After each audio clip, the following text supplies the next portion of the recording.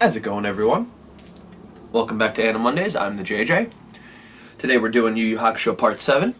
I think we're going to take a break from Yu Yu Hakusho after this one. I think we'll probably do something different. Not entirely sure yet. You can check the description after. And yeah, there's 2001. We'll hop right into episode 33. It's where we left off. So we start on showing last round's effects on Team Urameshi. Hie's burnt to cinder hand that he can't use. We get into the edgy territory later with that, but we'll get there. And the other thing is Yusuke, you see him training in the, I apologize, I'm a little sick this week, but you see Yusuke trying to fire Spirit Gun, and something's wrong, he can't use it, plot lines. While he's doing this, while he's in the woods and he is training, we set up the future team. We see Dr. Ichigaki's team in the ring. We get a little cut to them, and we see them doing their thing. And I like this because we're setting them up before they pop up. They're not just some random team. They're someone we should have been following, not from the beginning, but from early on. I do wish that, I think it would be a little bit neater, so to speak, if they just had each boat, like maybe show a glimpse of each boat on the way, of each participant from the major teams. I thought maybe that would be a little bit more clear-cut. It's not needed at all, though. You get it. I do have to say that while we're setting these characters up, it's the three martial artists, all being controlled by Ichigaki. Their dub, oh boy, the dub just poops on this. Grizzly Claw says it's so low, and it's just not enthusiastic. That's ruined. And then the other one we get was a invisible slash, and it's like this yell that's just not.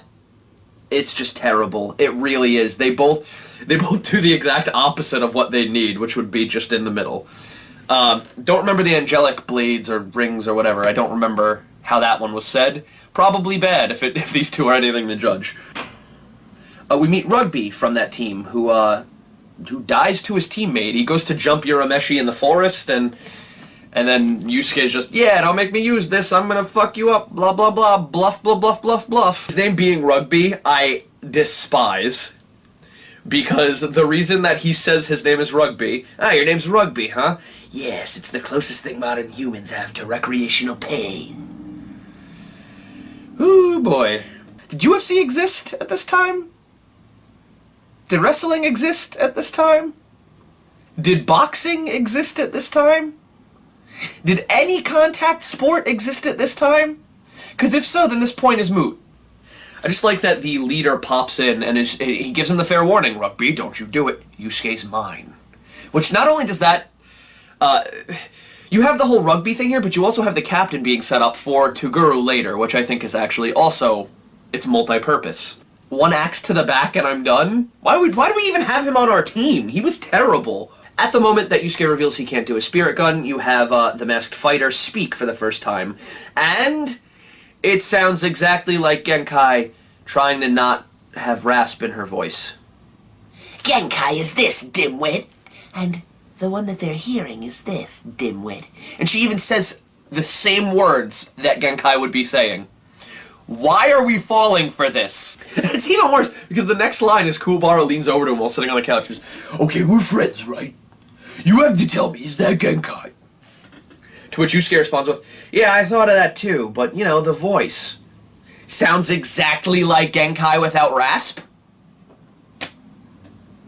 We're in a world also that spirit guns exist, and form changing, and all these things we've seen. In fact, form changing is pretty much what is happening right now. Toguro, Genkai, like, you know they exist, so why are we ruling out Genkai? The characters are just fucking absolutely stupid when it comes to that. But another thing I do want to mention is we have Hie, and I loved this as a kid. Hie with his injured arm, the cinder, the black, the ash around it, however you wanna... I can't really tell what that is. I guess the black is just to show you he can't use it. But he's putting his hand against the ground and he's pushing all of his weight on it, and he's like hunched over and he's like yelling in pain.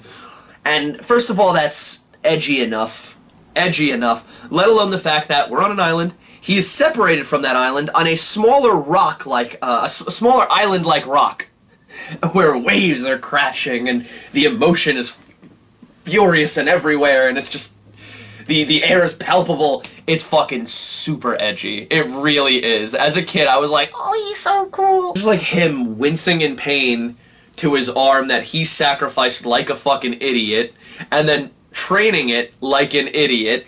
And oh my god, the writer's an idiot, because didn't Genkai have a healing ability? Ooh, wouldn't it be helpful for her to heal... Oh, but Genkai's not here. Oh, but Genkai's not here. Okay. Oh, yeah. Fucking stupid. You have Masked Fighter in the back. Go to her. Or rather, Masked Fighter, you know you can heal, and he is hurt. If that way doesn't work for you, this way will. Go to him. Come here, I have something for you. Healed. Done. Boom. We're good. Let's go home. No, we gotta take the long route. We get a scene here of Keiko, and I thought it was gonna be a very obnoxious love scene, which... not all of them are. Let me separate this now. When I say an obnoxious love scene, I'm not your stereotypical person going, oh, the love ruined the movie. Yeah. No, I like love scenes. This is just obtrusive 90% of the time. Intrusive. Obtrusive. The fuck does that even mean? We had some actual shit going on. We're transitioning to a new small arc within this larger arc. This is the Dark Tournament. This would be each round in the Dark Tournament. So we're moving into the next one. And then just out of nowhere, just Botan, Shizuru, Keiko, do something. And it's just like, it's usually a boring scene. In this one, I actually really like it because they're setting up. Keiko, go see Yusuke. Go talk to him. No, I saw Yusuke. I saw the look in his eyes. Kuwabara explained it to me. I get it. She's a better Chi-Chi. Like seriously, that woman is marryable. Nice voice crack. So they finally end this little speech with Shizuru grabbing beers and just... yeah, let's all have some brewskis, because that was actually said, and that won't date it at all if you call them brewskis. But let's have some brewskis. Tosses one to Botan, who apparently drinks alcohol. That's a weird thing. All these demons and stuff have the same, like, anatomical structure in their stuff. Never mind, it's not the point. That's not a complaint. That's just a weird thought I just had. My actual thing is, she throws one to Botan, she keeps one, throws a can that's clearly different to Keiko, and because Keiko's a student, good old apple juice for me! Hey! Oh my god.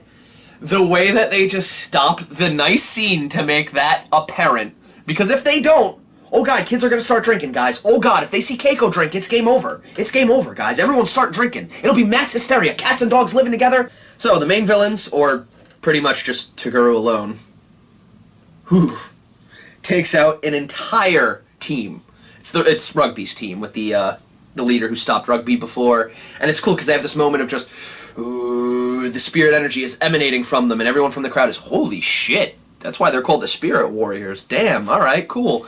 And then everyone else gets taken out, and I'm gonna get to how they get taken out in a second, because I think this is one of the funniest things ever. They get taken out like action movie henchmen, but anyway, Toguro punches holes through literally everybody, and we get to the main guy, the one who saved Yusuke before. And the main guy, you're not the one who's going to be killing Urameshi. I am. You must be mistaken. And then he starts releasing his spirit aura, to which, oh my god, it's the exact same as before! I think that's actually kind of fun. I like that. Though that's literally implying he had a 100% useless team, including Rugby. This one scene, though, I think this is... I mentioned before the whole, oh, multiple uses for this, multiple purposes. Just this one fight of Toguro versus the entire team has multiple. They mention Rugby's complications, so we're wrapping that one up. Set up more for Yusuke versus Toguro, which is important. They even cap off Rugby's team leader storyline, although that was very apparent that wasn't going to be a long-running one. But they cap a bunch of things off and set up a whole bunch of new other things, all in one quick little snippet. And it's pretty quick, because Toguro's fighting. And, okay, now I want to get into how they died. The entire team's method of attack, their entire brilliant strategy for winning this demon tournament, that's notable for being brutal, is, I'm gonna run at my opponent with my hands raised, and then just leave all this open and die? Sure, you're gonna go real far, kid. I told you, I'm not gonna name them by name anymore, I'm not gonna actually give specifics, so... fuck Koenma! Thanks for ruining the end of this episode. As we wrap up, pushing Dr. Ichigaki's team versus Team Urameshi, we get a fuck Koenma moment. And, yeah, I'm kind of excited, because if you've watched this before, you know Ichigaki's team is one of the more interesting teams. It's one of the more depressing stories, though it's also filled with a lot of bullshit. And on that note, we're going to move to episode 34. We start on Kuwabara having a nightmare about the next fight, which is an important setup. Also, Not really a nightmare, but best word for it. Yusuke runs into Koenma in the hallway. Teenage Koenma doesn't know it's him, mistakes him for his brother. As far as I know, he doesn't have a brother. So, I'm Koenma, as a cool teenager. So what's the pacifier for, raving? That was an actual line. This was really weird to hear, and I'm betting that wasn't played when this was, that wasn't in there when this was played on Cartoon Network. I'm willing to bet that one. And if it was, nice slip through. There's a line in here that Koenma says, because Yusuke admits that he didn't finish his training, he walks off, and Koenma has a self-internal, like, monologue of just, if he's to ever reach his true potential, this is truly the only way. By not learning from a professional? By just saying, fuck it, and winging it? By just... I mean, I'm just saying, take it like this. For example, yoga. If you're doing yoga by yourself, oh, I'm going to teach myself all these positions. If you're doing them wrong, you can't catch it. If you're doing something that's damaging, you wouldn't know. That is the same idea. We reveal the sad backstory of the 3 Ichigaki fighters' dying master. Ichigaki comes in and, I will save your master, I will help you if you 3 donate your bodies to science so I can help experiment.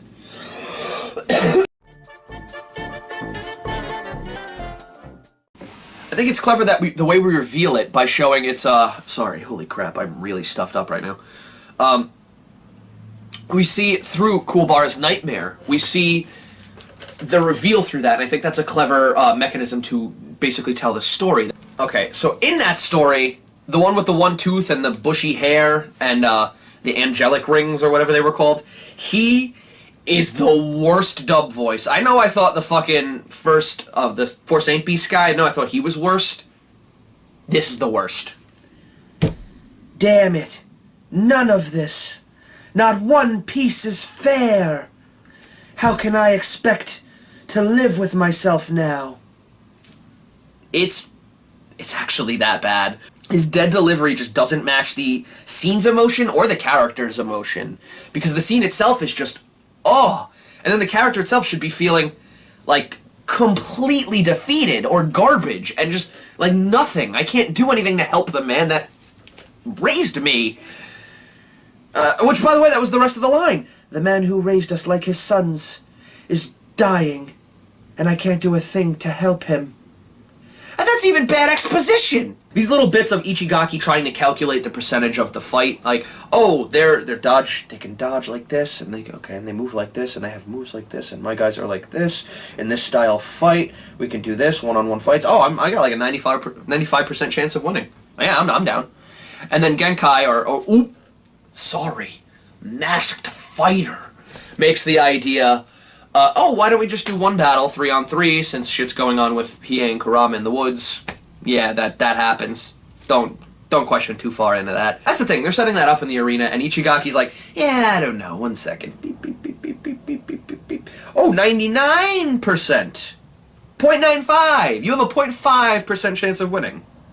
Yeah, I'm gonna take this. I'd have to be a fucking idiot to not take this. Fuck you, Pierrot!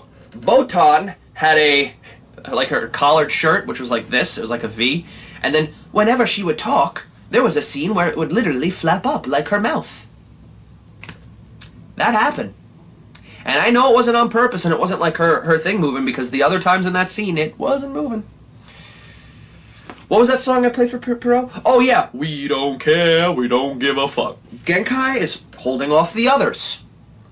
Which, by the way, wow, impressive. Oh, okay, why did we even need Yusuke and Kuo? Okay, cool. Yeah, you're taking on pretty much all 3 of them in this match, but specifically right now, holding off the others. Yusuke is trying to charge a spirit gun, which he can't do. So in this situation, he's really betting it all on something that's not a surefire thing. Again, genius character. Genkai manages to beat him to the running opponent while she was holding those people off. Just to give you a little more, because I don't know if I said that properly. Genkai's over here, holding off the 2 people. Yusuke is here, spirit gun. Kuwabara's here, about to get attacked. The guy's running to Kuwabara. Yusuke, spirit gun! Oh, it doesn't work? Oh no! Genkai manages to beat these guys to a point where they're paralyzed, apparently, because they're not moving, they don't try to help. They're standing there. She warps over to here before Yusuke has a chance to do it, and stops the guy from attacking Kuwabara. What the fuck is the point of Yusuke in this fight? You could put so many people in. You could mop a dead cat. Hell, Kodo. Kill that bitch, throw her body in there. She's more useful than Yusuke in this fight. Or Kuwabara. Kuwabara, you're an asshole, by the way. I'm gonna do nothing. We see more of Kurama and Hiei in the woods. I sort of loosely set that up before. They're there. Some of Ichigaki's team tried to jump them with a robot. Yes, a robot. They beat up one, but the robot appears out of nowhere with a fucking weird-ass name. You know what? I gotta Google that. What's the robot's name? I heard it and I was like, this is the weirdest name for a robot ever. Piece of garbage. Google, my phone's trash. Gatasuval. Gatasuval. Gatasuval? Gatasuval. Gatasuval. Gatasval. Gatasval? It's that. So Kurama quickly kills the robot, making this whole, like, side story feel also sort of pointless. The whole Hiei and him get trapped thing. That, it really feels like a cheap excuse to separate them from the team just for a few minutes, and it really is useless because they pop back in later anyway. I do like their entrance, their re-entrance of just, hey, this body belong to you? That's kind of fun, I like that. We end on a fist hanger of Team Uramesh 3 fighting the 3 Ichigaki guys. Episode 35.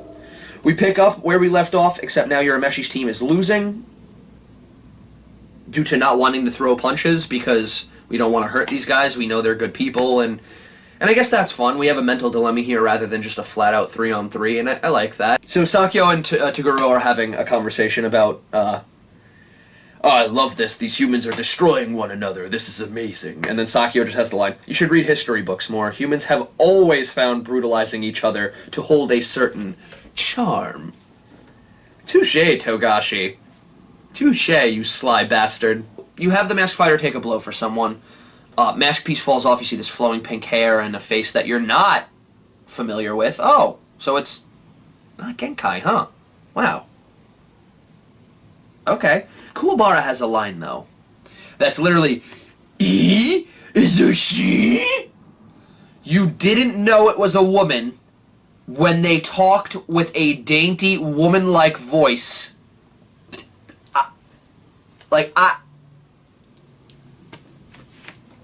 I really got nothing. I feel bad for him. That's literally, how do you... Seeing our B-plot for the episode, Hiei, the robot, Kurama, the teammate, seeing them literally just fly in, like, from the dome, just... I believe that belongs to you. I believe, like that is just really fun. That was a nice way for the B-plot to crash literally into the A-plot.